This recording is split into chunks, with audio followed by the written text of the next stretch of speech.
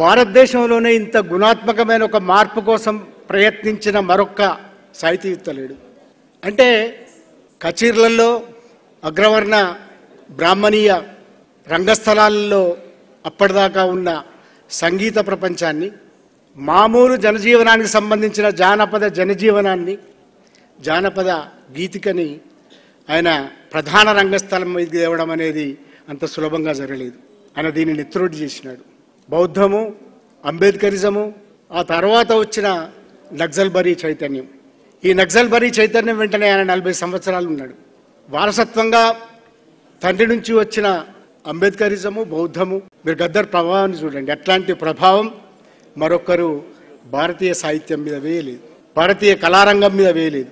ఆయన ఆడినాడు, పాడినాడు, ఒక పర్ఫార్మర్గా ఉన్నాడు.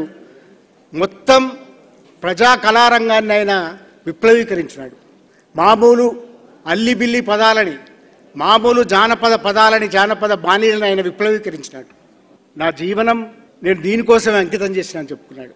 ఈ ప్రభావం తదనంతర కాలంలో మనం చూస్తున్నంత కాలమంతా కూడా ఏ గాయకుడు, ఏ సాహితీవేత్త ఎవరు కూడా దీని నుంచి బయటికి రాలేదు.